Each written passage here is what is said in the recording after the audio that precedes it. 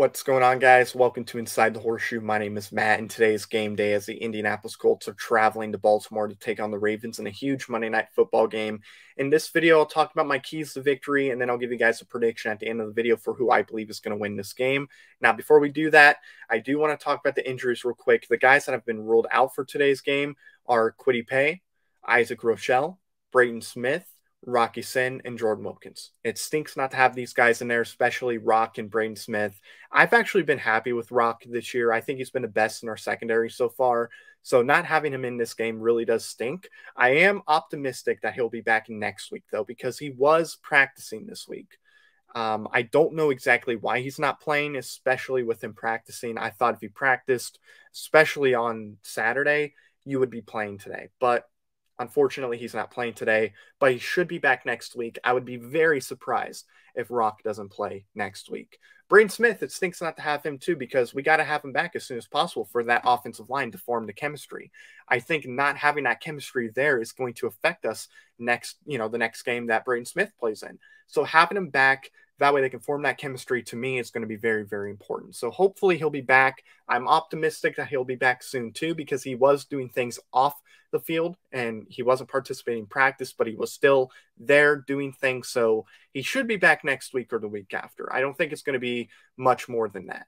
So with that being said, I want to talk about who's questionable real quick too. The only guy that's questionable is Khari Willis. Everybody else is activated. Everybody else will be playing. I do expect Khari Willis to play in this game too. So that being said, let's get into my keys to victory. So the first key I have in this game is the fact that we got to protect Carson Wentz. We can't let Baltimore hit Carson, sack Carson at all. Baltimore can get to the quarterback. That's something that they're good at on defense.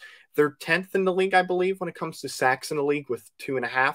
So we cannot let Baltimore get going, and we can't let them get after Carson Wentz. If we can protect Carson Wentz, I believe we're going to be able to do good things against that defense. We just have to give him a little bit of time. We saw what he can do with time. So let's give him time, okay? So we have to make sure we do that. If we do that, we're going to be in a really good position to win this game. Another thing we have to do in this game is we have to get that run game going. We saw last week what happens when the run game gets going. It allows the play action to work a lot better than what it does when we can't run the ball well. Jonathan Taylor is able to get over 100 yards in a game. He's able to do his thing. He's one of those guys that as the game progresses, he can continue to get better and better. So we have to make sure we get that run game going, run often, because if we do that, I believe that gives us an even better chance to win this game. Let Jonathan Taylor run the ball. Feed him. He does good things when you do that. Also, get Nyheim Hines going, okay? I know he was hurt last game. I believe he's good to go. I believe he's healthy. So let him do his thing. Let him run with the ball too. Throw it to him. All that good stuff. Get this run game going. That is a huge key in this game. Also, when we're in the red zone, put points on the board. We have to do that because Baltimore has the type of offense that can get the ball moving. They can get points on the board pretty easily. They have a high-powered offense. So when we're in the red zone, take advantage of those opportunities. That was a problem the first 3 weeks. I felt we did that better against Miami, but I'm going to say it every single week because it is such a big factor into us winning or losing games. I mean, look at the Rams game, for example, right? 2 times in the red zone where we didn't get points on the board. Lost by 3. Those were huge. So when we're in the red zone, take advantage of the opportunities, get points on the board. Now, when it comes to the Ravens, we can't let their run game get going because if we do, it's going to be a long day for our defense. I mean, we don't need to say anything about Lamar Jackson. We know what he can do. Extremely dynamic player. One of, if not the most dynamic players in the entire NFL. Very good at running the football. Very difficult to stop him. So we have to make sure he does not get going because if he gets going, it's going to be a long day for our defense. We also have to make sure Latavius Murray doesn't get going.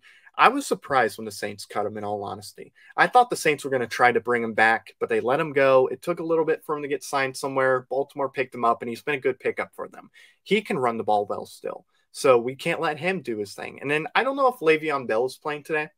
I'm not too sure. We'll find out, obviously, when we get to the game. But if he plays, we definitely can't let him get going because if he gets going, he's very difficult to stop too, both in the run and passing game. So we got to make sure their run game is not that effective against our defense. If we do that, I think we have a pretty good chance to win this game. Our secondary also has to do its job and not let Baltimore's passing game get going because if we let Baltimore's passing game get going, I don't care how good of a job we do on Baltimore's run game, we're probably going to lose that game because Baltimore has some really good receivers on their team. Hollywood Brown, Very, very good receiver, very underrated. I don't see a lot of people talk about him. If he gets going, he's very difficult to stop. Then you got Mark Andrews, who's a very good tight end, top 5 tight end in the entire NFL. We can't let him get open because he's very difficult to stop too. And then with Sammy Watkins, he's been really good for Baltimore too. So if we let those guys get going, it's going to be a long day for our defense, and I don't know how we win at that point. So with all that being said, I do want to get into my prediction. I think this can be a very good game. I do not see this as being a blowout by either team. If it does end up being a blowout, I will be very, very surprised. I think it's going to be very entertaining and a lot of fun to watch. But with that being said, I think the injuries that the Ravens have are going to affect them more than the injuries that the Colts have.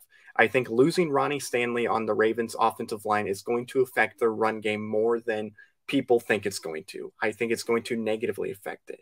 I think not having Marcus Peters is going to affect the Ravens' pass defense. I think Carson Wentz is going to have a very good game today. I think this is the game where everybody who's been saying that Carson Wentz stinks, I think they're going to see, oh no, Carson Wentz is actually really good. He's been very good. He has not been the reason why they're 1-3. I think this is a statement game for Carson Wentz. I think Michael Pittman's going to have a big game.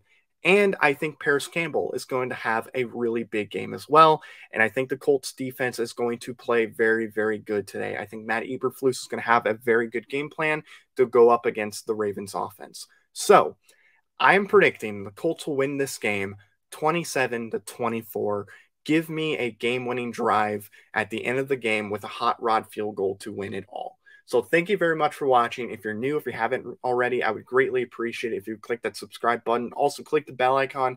That way you're notified whenever I upload a video or go live. If you like this video, smash the like button. Let me know your predictions down below. I'm sure some of you guys are going to disagree with me. I don't care. This is just how I'm feeling. So thank you very much for watching. I've been Matt, Bleed Blue, and we'll see you next time. Bye-bye. Thank you very much for watching this video. If you like it, make sure you watch one of these other 2 videos. They're cool. Also, if you're new, please click the subscribe button as well as the bell icon. I greatly appreciate your support.